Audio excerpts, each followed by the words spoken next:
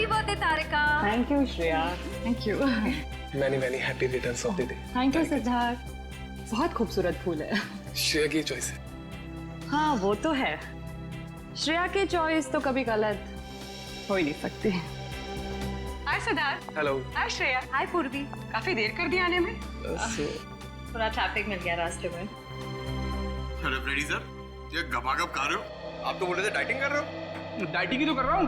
इसके पहले तो मैं 5-5 प्लेटें एक साथ खा जाता था। क्या बात कर रहे हो? हमारे प्लान पे तो पानी फिर गया अभिजीत। अरे ऐसे कैसे? कुछ ना कुछ तो करूंगा मैं। कैसे? हृदय, उस कमरे में तुम्हारा कोई वेट कर रहा है। मेरा वेट कर रहा है? हाँ। कौन? तुम जाओ तो सही। अरे जाओ।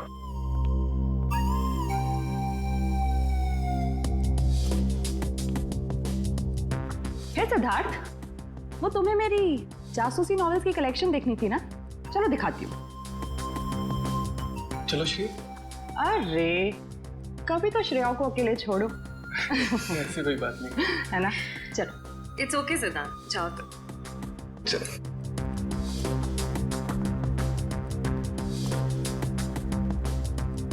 अरे श्रेया तुम यहाँ, वहाँ कमरे में कोई तुम्हारा वेट कर रहा है। कौन? अरे जाओ देखो तो अरे सही। सर,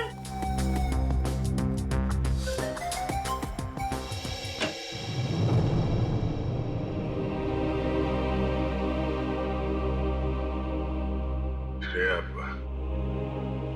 अच्छा किया तुम सिद्धार्थ को अपने साथ यहाँ ले आई। I am very sorry. उस दिन मैंने आपके साथ बहुत बुरा बिहेव किया था।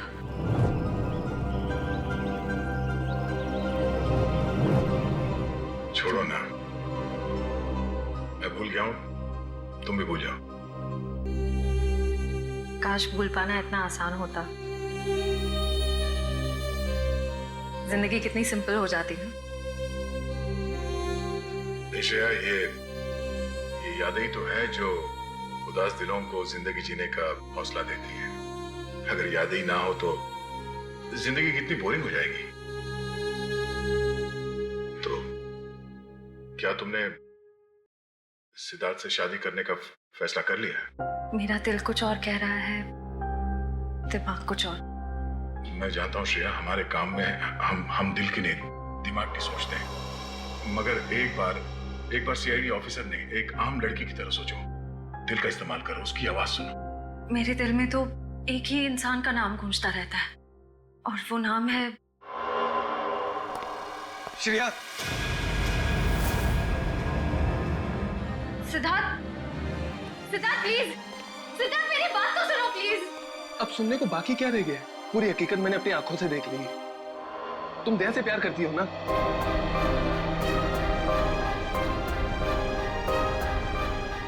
सिद्धार्थ, मैं इस बारे में तुमसे बात करने वाली थी। की क्यों नहीं? सिद्धार्थ, काम इतना होता है, मौका ही नहीं मिला मुझे। मौका नहीं मिला? I just can't believe I heard that. Siddharth, Siddharth please मेरी बात तो सुनो। ये इतना आसान नहीं हो के। मैं आपको मेरी जगह रखकर तो सोचो, फिर पता चलेगा मैं किस अग्नि परीक्षा से गुजर रही हूँ।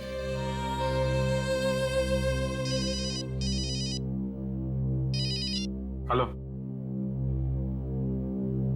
कौन? सर, दोनों पति पत्नी थे, प्रमोद और शांति। सर, हमने कभी सपने में भी नहीं सोचा था कि हमारे होटल में ऐसा कुछ होगा। एक मिनट, आप बाहर खड़े रहिए।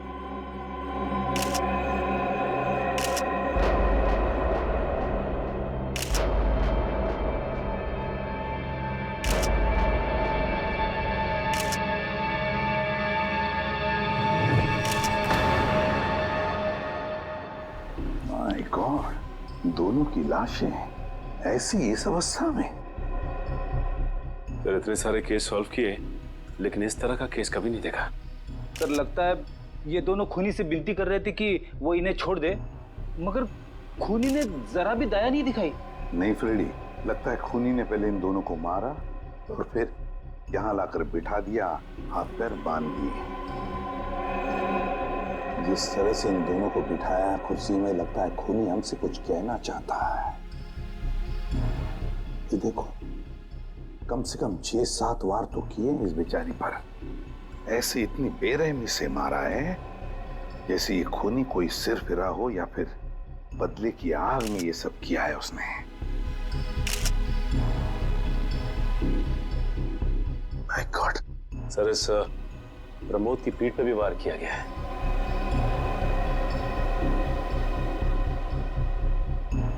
क्या हुआ? सर, इसकी सांसें चल रही है, जिंदा ही है। प्रमोद जिंदा है?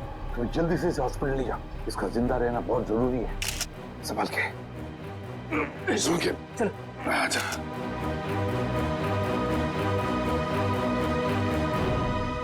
एक बात बताओ, ये खूनी अंदर आया कैसे? किसी ने देखा कैसे? नहीं सर, ये सब रात में हुआ सर, और रात के वक्त इसकी ड्यूटी रहती है सर, इससे पूछिए आप। कैसे हुआ ये सब? सर, कुछ देर के लिए मेरी आंख लग गई थी रिसेप्शन डेस्क के ऊपर। तुम्हें शर्म नहीं आती ये कहते हुए कि तुम्हारी आंख लगी थी ड्यूटी पर? Sorry sir. एक बात बताओ, ये दोनों प्रमोद और शांति कब से रह रहे तुम्हारी होटल में? सर, पिछले 6 दिनों से रह रहे थे और आगे भी 1 महीने रहने का प्लान था सर। क्यों, कुछ बताया इन्होंने? सर, प्रमोद जी की नई नौकरी लगी थी, नासिक से इस शहर में नए आए थे, उन्हें अपना घर नहीं मिला, इसीलिए होटल में रह रहे थे सर। ठीक है, जाओ। वंश, प्रमोद और शांति, इन दोनों की पूरी जानकारी चाहिए मुझे।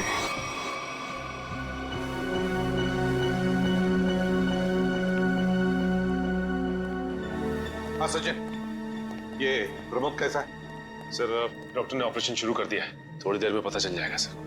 लगता है सचिन, ये खूनी शांति को ही मारने आया था, प्रमोद को नहीं। देखो ना, उसने प्रमोद पर सिर्फ एक ही वार किया और फिर देखा तक नहीं कि वो जिंदा है या मर गया।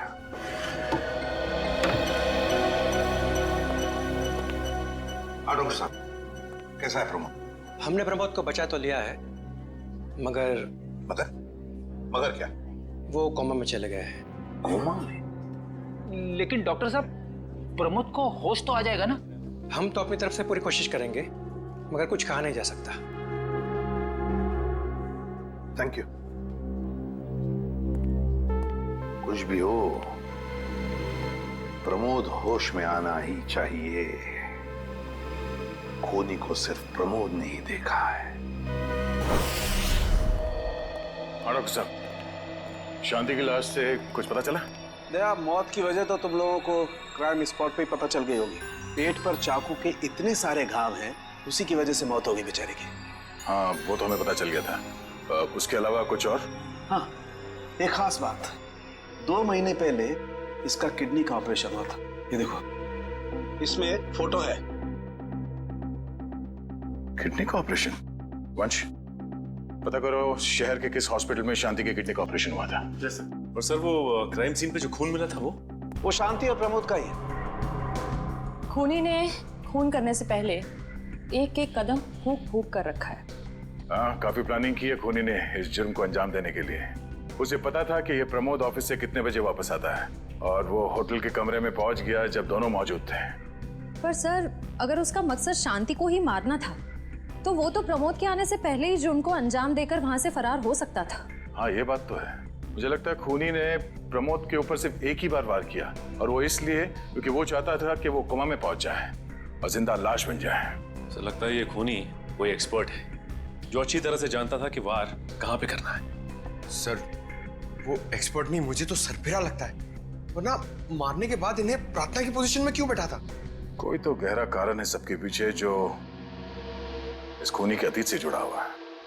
क्या प्रमोद की बीवी का खून हो गया और प्रमोद कोमा में है? जी हाँ। खैर, अब ये बताइए कि पिछले कुछ दिनों से प्रमोद का स्वभाव कैसा था? क्या वो डरा डरा रहता था या कुछ और अजीब बात? नहीं, ऐसा तो कुछ नहीं था। पर हाँ सर, मैंने उनको काम में बहुत सारी गलतियां करते देखा। साफ साफ बताइए, प्रमोद किस तरह की गलतियां कर रहा था? बेसिक अकाउंटिंग की गलतियां। मुझे तो हैरानी हो रही थी कि इतने काबिल और इतने क्वालिफाइड इंसान ऐसे बच्चों वाली गलतियां कैसे कर सकता है कोई। वो तो अच्छा हुआ कि मैंने उनकी गलती देख ली, वरना पूरी अकाउंट शीट खराब हो जाती। सर, मुझे तो लगता है उन्हें काम आता ही नहीं था। ऐसा कैसे हो सकता है? वो जिस कंपनी से आए थे वो तो बहुत बड़ी कंपनी थी, और कोई भी बड़ी कंपनी किसी ऐसे आदमी को अपने यहाँ नौकरी पर क्यों रखेगी जिसे उसका काम ही नहीं आता हो। अब तो इस प्रमोद की सारी कुंडली निकालनी पड़ेगी। तो पति पत्नी प्रमोद और शांति एक नंबर के धोखेबाज थे। उनके सारे सर्टिफिकेट्स और डॉक्यूमेंट्स नकली हैं, स्कूल और कॉलेज हर जगह के। ऐसी क्या वजह हो सकती है जिस वजह से 420 करके ये उस फाइनेंस कंपनी में काम कर रहा था? ये उस प्रमोद को वहाँ काम करके क्या फायदा हो सकता है? इस सवाल का जवाब तो उसी वजह से जुड़ा है निखिल, जिसकी वजह से इस प्रमोद की हत्या की गई। पर वजह जो भी हो, उस वजह का पता तो सीआईडी निकाल ही लेगी। लेकिन सर, हो सकता है इन दोनों का नाम भी नकली हो सकता है। ऐसा भी हो सकता है कि ये दोनों असली प्रमोद और शांति हो ही ना, बल्कि कोई बहरूपिये हों जिन्होंने उन दोनों की जगह ले ली हो सकता है। एक सेकंड। हेलो, हाँ बोल रहा हूँ। हाँ, कौन सा hospital? Okay, thank you so much. क्या हुआ निखिल? हमारा अंदाजा सही निकला। 2 महीने पहले पुणे की मोती हॉस्पिटल में इस प्रमोद की पत्नी का एक ऑपरेशन हुआ था। वहाँ प्रमोद की पत्नी का नाम शांति नहीं बल्कि विनीता लिखा हुआ है। विनीता? मोती हॉस्पिटल, पुणे।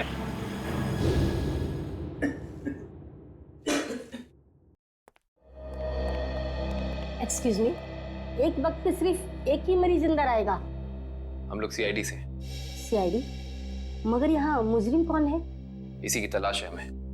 एक्चुअली आपके हॉस्पिटल में 2 महीने पहले एक ऑपरेशन हुआ था, उसी के बारे में कुछ जानकारी चाहिए हमें। किसका ऑपरेशन?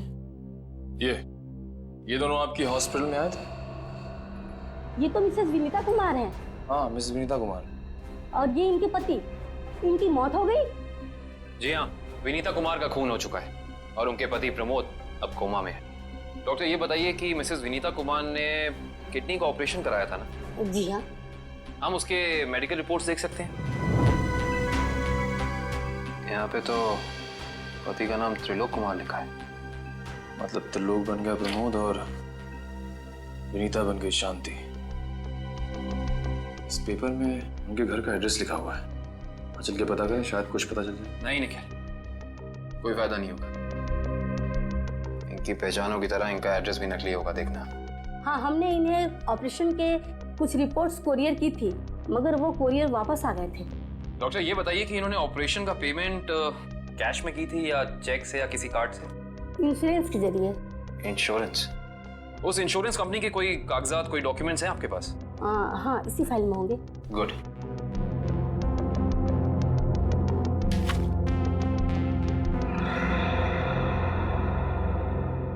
बिज हेल्थ इंश्योरेंस। अंकित, सभी अकाउंट्स और सभी खाते अच्छी तरह से बंद हो जाने चाहिए। कल शाम 5 बजे तक ऑडिटर आ जाएगा। हो जाएगा सर। कभी सपने में भी नहीं सोचा था कि हमारी कंपनी का अंत इतना बुरा होगा। ये किस अंत की बात कर रहे हैं आप लोग? जरा विस्तार से समझाइए। अगर आप अपने पैसे वापस लेने आए हैं तो भूल जाइए, क्योंकि जब तक अदालत अपना फैसला नहीं सुना देती तब तक हम किसी के रुपए वापस नहीं कर पाएंगे। पैसे वापस लेने नहीं, इंसाफ करने आए हैं। हम लोग सीआईडी से हैं। ओह, तो हमारी शिकायत सीआईडी वालों तक भी पहुंच गई है। शिकायत? ऐसा क्या कर दिया आपकी इस कंपनी ने? हमारी कंपनी ने नहीं, उस त्रिलोक ने आसमान की तरफ प्रगति करती हुई हमारी कंपनी के नाम को रातों रात मिट्टी में मिला दिया और हमें दिवालिया कर दिया उसने। त्रिलोक? एक सेकंड, आप इस त्रिलोक की बात तो नहीं कर रहे? हाँ हाँ, यही तो है वो। पर इसे क्या हुआ? किसी ने इसकी जान लेने की कोशिश की है। फिलहाल ये कोमा में। ये तो होना ही था, इतने लोगों को जो धोखा दिया इसने। किस धोखे की बात कर रहे हैं? हमारी कंपनी के क्लाइंट्स को झूठे सपने दिखाकर कहा कि सबके पैसे एक ही महीने में 2 गुना कर दूंगा, पर सबके पैसे बटोरकर 9 तो 11 हो गया वो। और क्लाइंट हमारी कंपनी से पैसे वापस मांग रहे हैं। बैंकक्रप्ट हो गया। इतने सालों से कंपनी की बनी बनाई इज्जत मिट्टी में मिल गई। खोए हुए पैसे और खोई हुई इज्जत तो फिर से कमाई जा सकती है, पर खोई हुई जान तो वापस नहीं आ सकती ना। क्या त्रिलोक ने किसी की जान भी ली है? हाँ, हमारी कंपनी के सीईओ अनुज जी, जो कि सदमे को बर्दाश्त नहीं कर पाए और दिल का दौरा पड़ने से उनकी मौत हो गई। कहीं ये सारा हमला अनुज जी का कोई करीबी तो नहीं कर रहा है? अनुज जी की मौत का बदला लेने के लिए? हो सकता है। अनुज जी के परिवार में कौन कौन है? उनकी पत्नी सुधा, जो कि अभी सदमे में है, और उनका बेटा विक्की। विक्की? इस विक्की का फोन नंबर दीजिए जरा। विक्की के फोन का सिग्नल यहीं आसपास बता रहा है। होगी अच्छा, अभी अभी मागाधीर रोड की तरफ मुड़ा है। मागाधीर?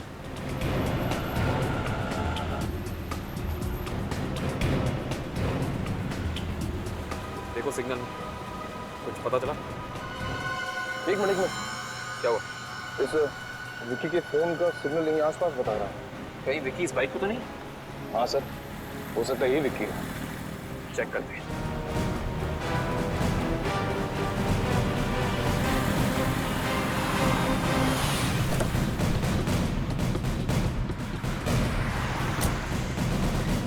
सुनो भाई साहब, तुम ही विकी हो? हाँ, और ये क्या बदतमीजी है? तुम लोग मेरा नाम कैसे जानते हो? तुम्हारा नाम और तुम्हारे सारे कारनामों के बारे में जानते हैं हम। सीआईडी। सीआईडी? इस शहर में क्या कर रहा है? हाँ? कुछ काम था, और तुम लोग मेरा पीछा क्यों कर रहे हो? बकवास बंद कर। दो खून करके भाग रहा हो, कह रहा है सीआईडी पीछा क्यों कर रही है? मैंने कोई खून नहीं किया है। अच्छा, त्रिलोक और विनीता का खून नहीं किया तुमने? What? त्रिलोक और विनीता मर चुके हैं? ड्रामा बनकर अपना पूरा इतिहास है तेरा हमारे पास। उन दोनों ने तुमसे तुम्हारे पिता को छीना, उसका बदला लेने के लिए तुम यहाँ आए हो उनके पीछे। हाँ, मैं बदला लेने जरूर आया था, पर मैंने उनका खून नहीं किया।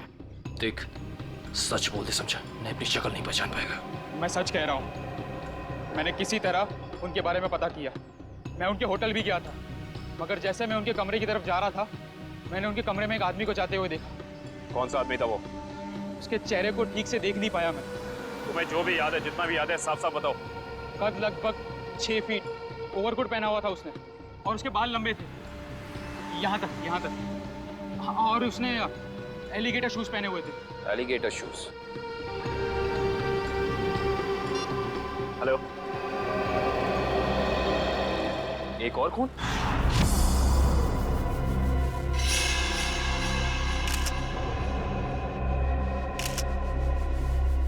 लाश ऐसे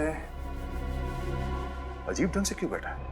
कमाल है सर, पिछले वाले केस में खूनी ने उन दोनों को होटल में चाकू मारकर प्रार्थना वाली पोजीशन में बैठाया था, और इसे गोली मार के इस तरह से। लगता है दोनों का खूनी एक ही है। गोली सीधे माथे के बीचों बीच मारी है। अगर ये सीरियल किलर होता तो इसे भी चाकू से मारता सर, क्योंकि विनीता को उसने चाकू से मारा था, इसे तो गोली मारी। हाँ, मगर लाशों को ऐसे एक ही ढंग से बिठाना क्या दो अलग अलग खूनी करेंगे? मुझे लगता है दोनों का खूनी एक ही है, और जिस वक्त इस तिग्मांशु का खून हुआ, लगता है खाना खाने ही वाला था।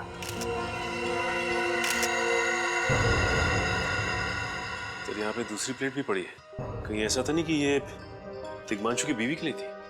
मैम सब तो एक हफ्ते के लिए गाँव गई हुई है, एक हफ्ते के बाद लौटेगी। तो क्या घर में कोई और आदमी था जिसके लिए तिग्मांशु ने एक और प्लेट में खाना डाला? नहीं साहब। अच्छा, जब तुम घर वापस आए उस वक्त ये दरवाजा खुला था या बंद था? नहीं साहब, बंद था। तो फिर तुम घर के अंदर कैसे आए?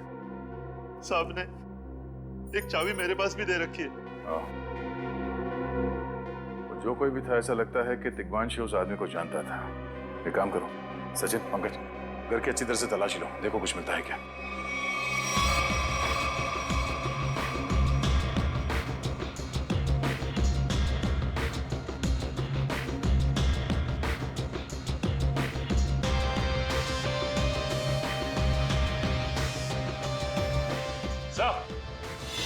हाँ सचिन, सचिन, ये देखिए सर, यहाँ से शीशा निकाला गया है, चिटकनी खोली गई है, तो यहाँ से बाहर जाने का रास्ता भी है। मतलब कोई अंदर यहाँ इस खिड़की से आया था? बस, लेकिन इस घर में तो सेफ्टी अलार्म भी है सर। अगर यहाँ से कोई अंदर आया है तो सेफ्टी अलार्म बजना चाहिए था, और सिक्योरिटी गार्ड को भी अंदर आना चाहिए था। अब इसका जवाब तो सिक्योरिटी गार्ड ही देगा।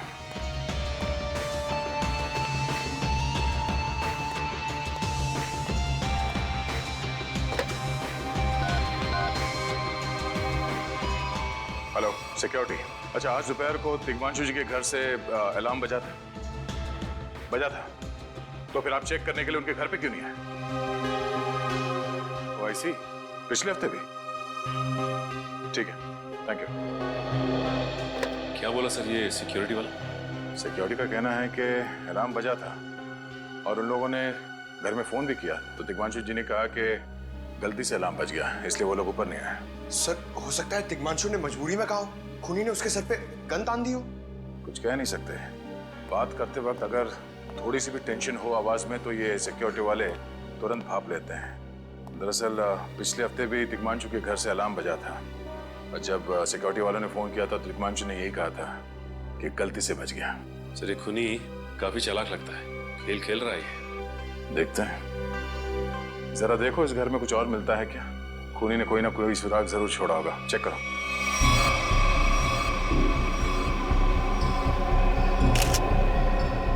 सर एक मिनट सर।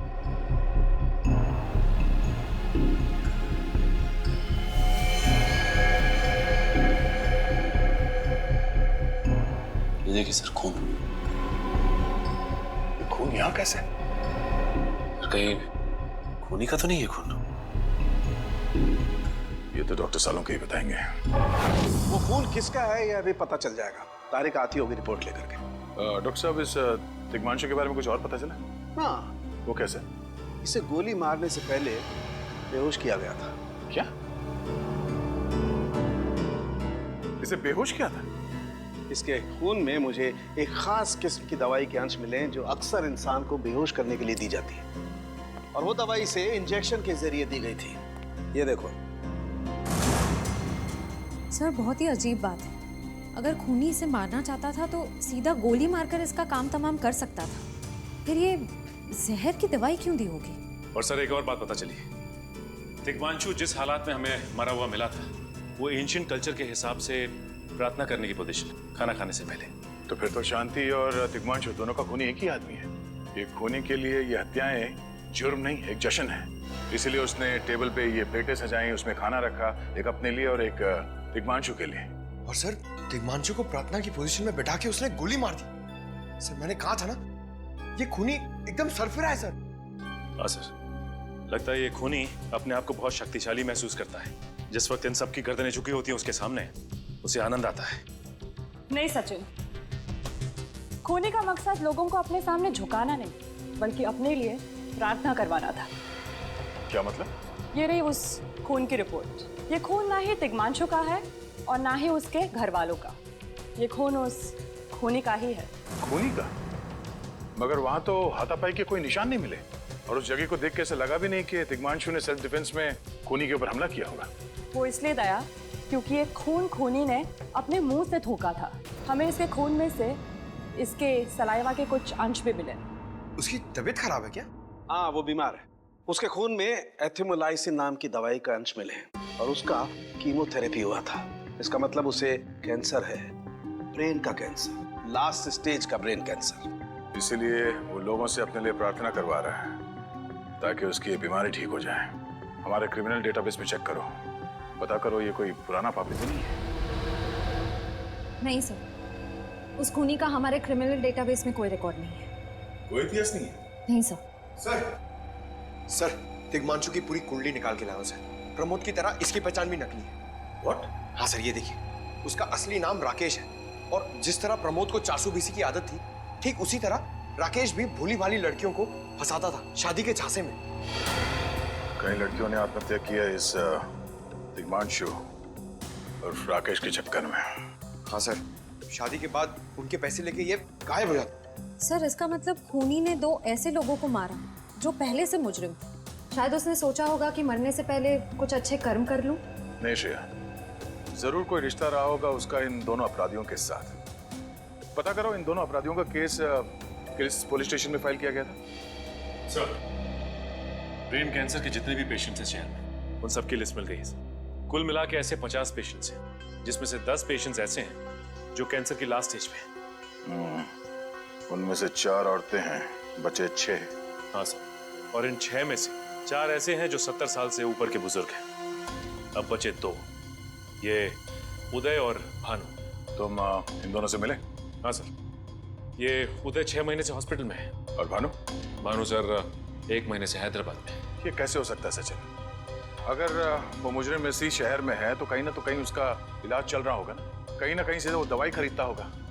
वांची सर, इस शहर में जितने भी केमिस्ट है जहाँ पे ब्रेन कैंसर की दवाइयाँ बेची जाती है, उन सब की लिस्ट चाहिए मुझे। सब पता चल गया। त्रिलोक और राकेश दोनों के खिलाफ एक ही थाने में केसेस दर्ज किए गए थे, जगतपुरी थाने। इस केस का पूरा इतिहास जगतपुरी थाने से ही पता चलेगा। Excuse me, yes. आपकी दुकान पे ब्रेन कैंसर की दवाइयाँ बेची जाती हैं? जी हाँ, हमारी दुकान उन चुनिंदा दुकानों में से है जहाँ ये दवाई आपको मिलेगी। वैसे ये दवाइयाँ बहुत कम लोग खरीदते होंगे, नहीं? जी बहुत महंगी है एक्चुअली। अच्छा, जो लोग ये दवाइयाँ खरीदते हैं उनकी लिस्ट मिल सकती है हमें?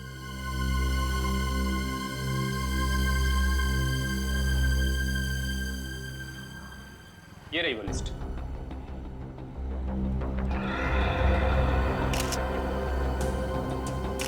तपन, उदय और नितिन, ये तीनों लोग तो उस मरीज की लिस्ट में थे। अच्छा, आपको पूरा यकीन है कि इनके अलावा और कोई नहीं आता ये दवाई लेने के लिए? जी नहीं, लेकिन हो सकता है कोई गैर कानूनी तरीके से ये दवाई खरीद रहा हो। ये दवाइयाँ काफ़ी महंगी है ना, आम आदमी इसका खर्चा नहीं उठा सकता। अच्छा, आप किसी ऐसे आदमी को जानते हैं जो ये गैर कानूनी काम करता है? एक आदमी है, आंद्रे नाम है उसका। प्यार से लोग उसे एंडी कहते हैं। ये जो ज्वाला रोड पे पब्लिक पार्क है ना। कांस्टेबल सुनील। Yes sir. आप सीआईडी से ही हैं ना? हाँ, हमारी बात शायद आप ही से हुई थी। सर बताइए, कांस्टेबल सुनील आपके लिए क्या कर सकता है? सुनील जी, हाल फिलहाल में इस रिकॉर्ड रूम में कोई चोरी वगैरह हुई थी क्या?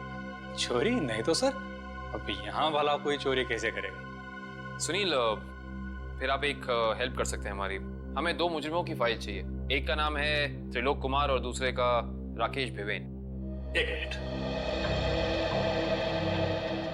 सर, क्या नाम बोले? राकेश? राकेश भिवेन।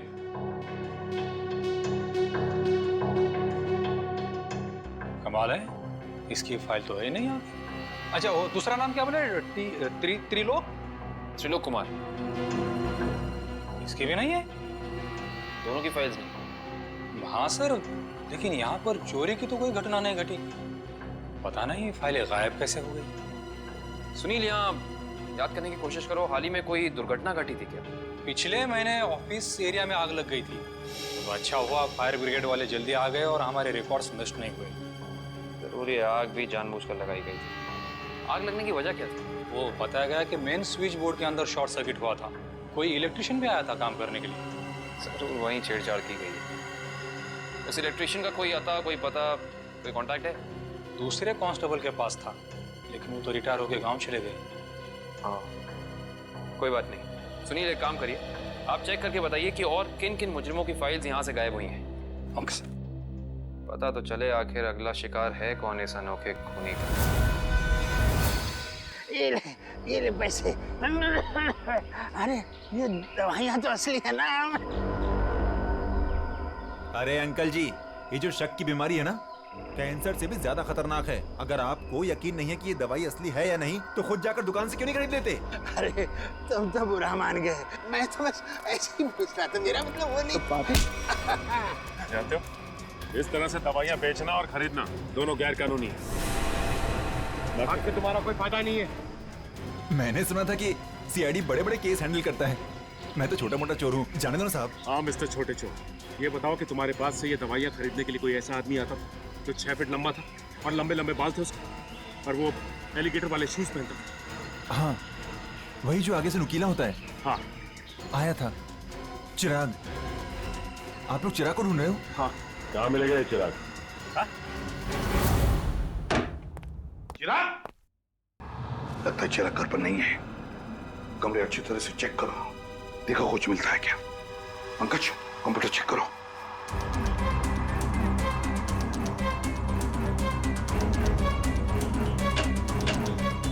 सर, ये देखिए, पूरी अलमारी गन्स और चाकू से भर रखी इस चिराग ने। My God. सर, हाँ, अंदर के कमरे में से ये खून से भरे हुए कपड़े मिले। पुलिस रिकॉर्ड रूम से फोन है। देखो। हेलो जी, कहिए। कौन? संदीप, स्वाधीन और हेमंत। ओके, ठीक है। कौन है ना? सर, त्रिलोक और तिग्मांशु की तरह इन तीनों की फाइल भी चोरी हुई है पुलिस रिकॉर्ड रूम से। मतलब अभिजीत, अब ये चिराग इन तीनों में से किसी एक को मारने वाला है। सर एक सेकंड, ये देखिए, सर इस कंप्यूटर की फाइल में इन तीनों की फाइल है। सर ये तीनों भाई हैं और बदमाश भी हैं और इन्होंने 3 खून किए हुए हैं सर। सर यहाँ पे 2 एड्रेस है, एक चीकूवाड़ी और एक चारको। चारको पर चीकूवाड़ी। एक काम करते हैं अभिजीत, हम दोनों चीकूवाड़ी चलते हैं और तुम लोग तीनों भी चारको चले जाओ। Yes sir. हाँ सर। चलो अभिजीत।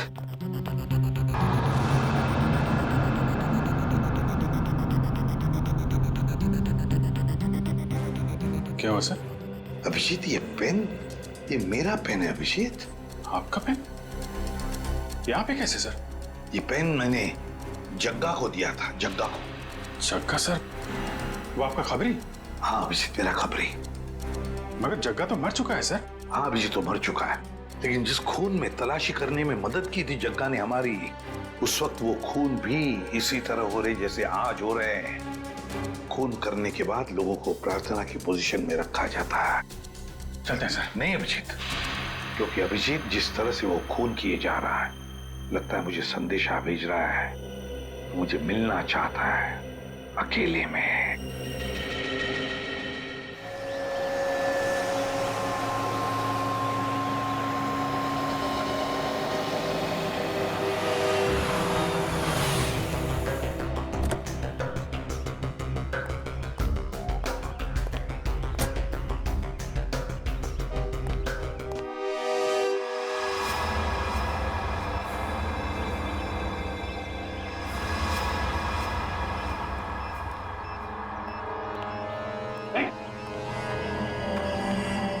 प्लीज हमें बचा लीजिए, किसी तरह हमें मार डालेगा। घबराओ मत, मैं इससे भी प्रद्युम्न हूं, कुछ नहीं होने दूंगा तुम्हें। इनकी बातों को ज्यादा सीरियसली मत लेना, इन्हें तो झूठे वादे करने की आदत है, और इतनी बड़ी बड़ी बातें करने से पहले एसीपी जरा मेरा इंतजाम तो देख लो। बस रिमोट के इस बटन को दबाना है और ये तीनों हमेशा के लिए बूम धरती से गायब। क्यों कर रहे हो तुम ये? क्या गलत कर रहा हूँ? हाँ बोलो। पर ये तीनों तो वैसे भी कानून से भागे हुए अपराधी है ना, तो इन्हें मारकर क्या गलत कर रहा हूँ मैं? इन्हें सजा देने का हक तुम्हारा नहीं, सिर्फ कानून का हक ही है। बस यही तो प्रॉब्लम है, जब तक तुम कानून में हो कुछ नहीं हो सकता। क्या क्या चाहते हो तुम मुझसे? पहले अपनी ये गन मुझे दो। एसीपी मुझे अपनी गन दो, वरना मैं ये रिमोट दबा दूंगा। एसीपी मैं 3 तक गिनूंगा, 1 2 3। नहीं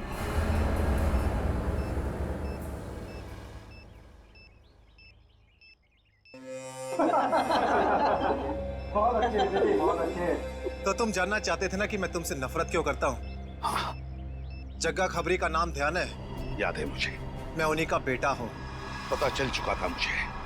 एसीपी तुमने मेरे पिताजी से वादा किया था ना कि तुम उनका बाल भी बाका नहीं होने दोगे, फिर क्यों नहीं बचा सके उन्हें? बोलो। देखो चिराग, तुम्हारे पिताजी की मौत का बोझ आज भी मेरे दिल पर है। बंद करो ये तुम्हारा नाटक। उस वक्त कहाँ थे तुम जब मेरे पिताजी की मौत के बाद मैं और मेरी माँ दर दर की ठोकरें खा रही थी? खाने के पैसे तक नहीं थे हमारे पास। तो तुम मेरे पास चले आते, मैं कुछ मदद कर सकता था तुम्हारी। क्या कर लेते तुम? हाँ, सिवाय झूठे वादों के। तुम्हें पता है एसीपी, मुझे कैंसर है, आखिरी स्टेज, और ये इसीलिए क्योंकि मेरी माँ के पास पैसे नहीं थे मेरे इलाज के लिए। मैं तुम्हारा दुख समझ सकता हूँ चिराग, तुम्हारी तकलीफ समझ सकता हूँ, मगर इन तीनों ने क्या बिगाड़ा है तुम्हारा? तुम इन तीनों की जान बचाना चाहते हो? हाँ। तो तुम्हें अपनी बलि देनी होगी। क्या मतलब? मतलब तुम्हें इस बिल्डिंग से छलांग लगानी होगी, ताकि फिर कोई जग्गा खबरी सीआईडी का शिकार ना बने।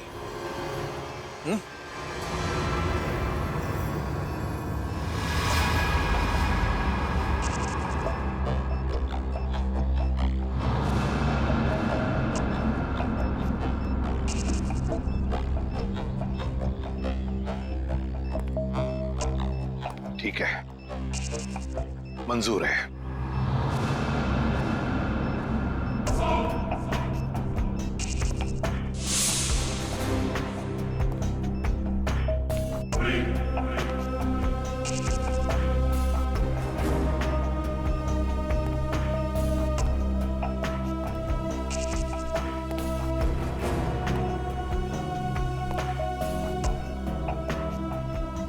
एसीपी, चढ़ो।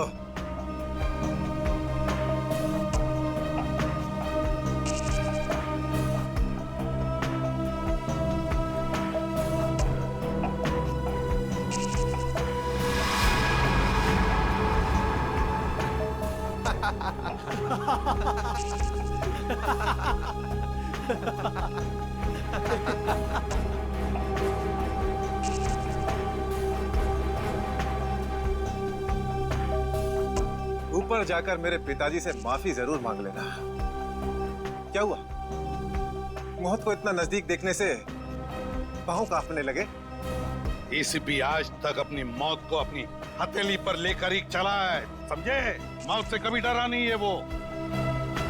इतनी बड़ी बड़ी बातें, अब बातों का वक्त नहीं है, अब एक्शन का वक्त है। कूदो एसीपी, छलांग लगाओ और अपनी ये बेहतरीन जिंदगी को अलविदा कह दो। चलो।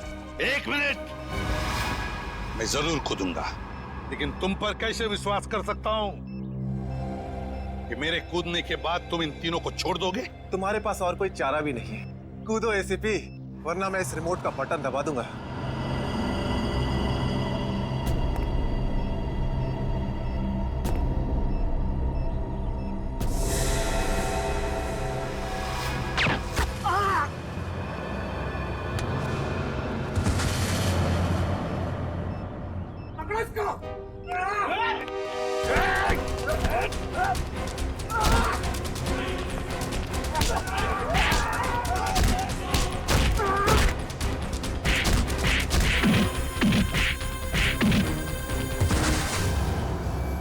बस मिस्टर चिराग, बहुत चला लिया न्याय की अदालत। सीआईडी का काम सीआईडी को सौंप दो। रेडी? पंकज, उन तीनों के शरीर से बॉम्ब हटा दो, संभाल के। और तुम मेरे दोस्त, मेरा कबरी जग्गा के बेटे लगते ही नहीं। उस बेचारे ने तो अपनी जान कुर्बान की हमारी मदद करने में, कानून की मदद करने में, मगर तुम, लानत है तुम पर, जैसे घटिया काम करने निकले थे। 2 खून किए तुमने। तुम्हें तो शायद फांसी ही होगी, फांसी।